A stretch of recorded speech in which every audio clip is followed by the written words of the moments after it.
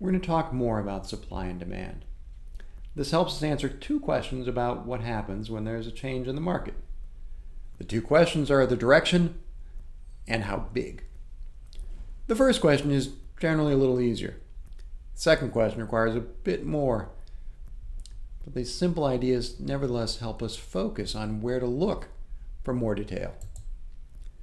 So on the x-axis, the horizontal axis, we have Q, the quantity of the item that's traded. And then on the vertical axis, the y-axis, we have the price. The supply curve is the upward sloping line in yellow. Demand is downward sloping, shown in blue. I've drawn them as straight lines, but they can be curved, and so I'll often call them the demand curve and the supply curve to remind about that. The point where these two curves intersect is the equilibrium price and the equilibrium quantity. If the price were higher than P star, then the quantity supplied would be greater than the quantity demanded, and so there'd be an incentive for the price to fall. Now, this sometimes happens. Some policy maybe sets a price floor that's above the market price.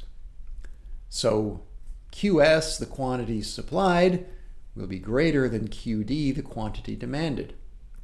That means our goods piling up, unsold.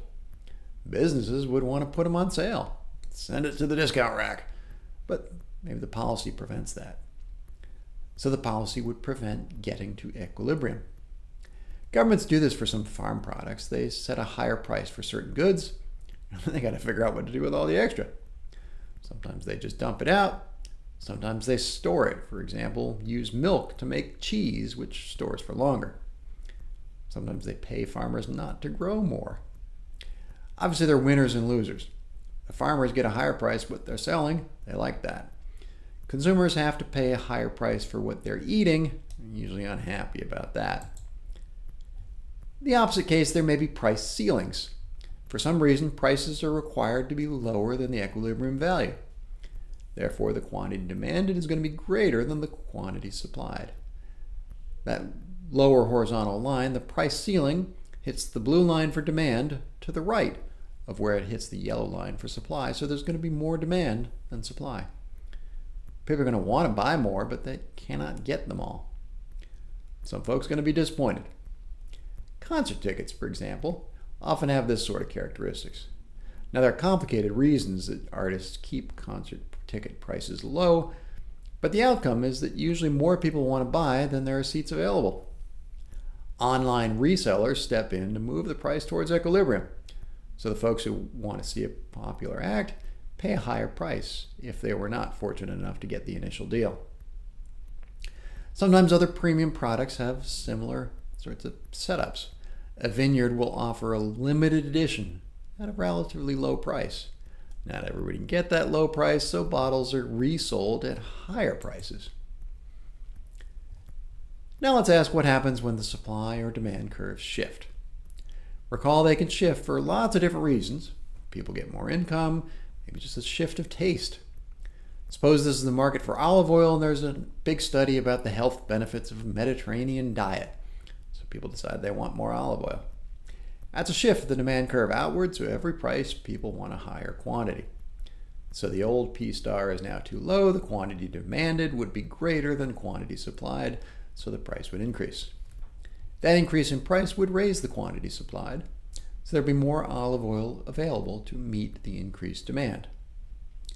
Put a pin here, we'll come back later, but note the slope of the supply curve is important here. In the picture, it's got sort of middling slope, but it could be very steep, almost vertical, or it could be almost flat. Those different slopes would have different effects on the size of the price change or the quantity change. Now, what happens if the supply curve shifts? Suppose we're again talking about olives, but now there's a drought in the Mediterranean, where a lot of olives are grown, so harvests are lower. At any given price, there's less olive oil available. There's a shift of the supply curve inward.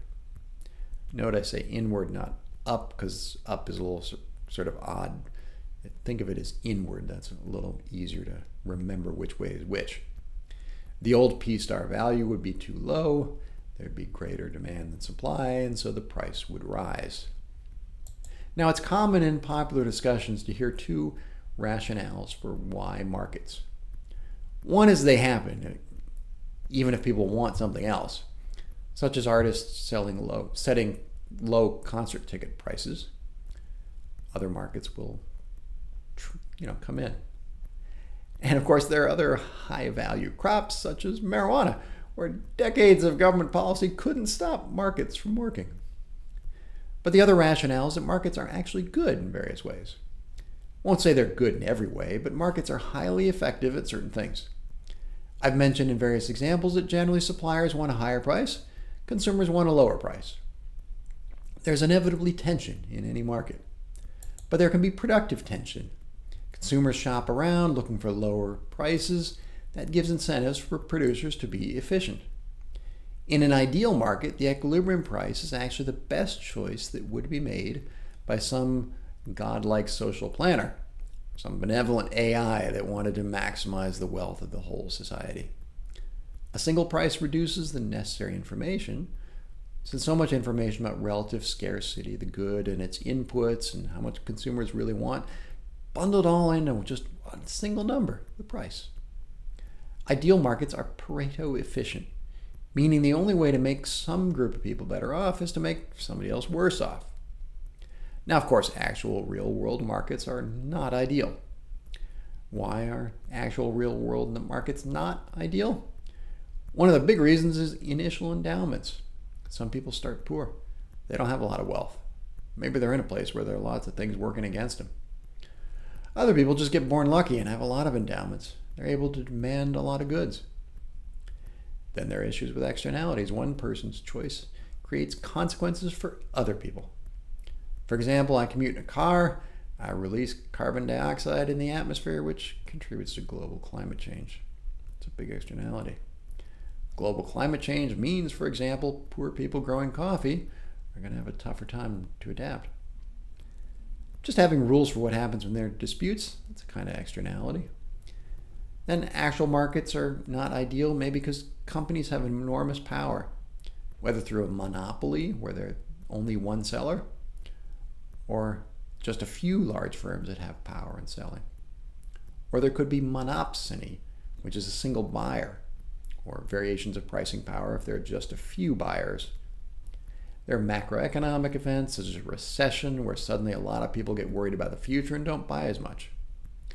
But markets are very common. They appear in many circumstances and they're highly effective at certain things, even if they're not ideal. But linking back to our earlier discussion about how societies create commodities, they do that because better markets bring a wide range of positive things.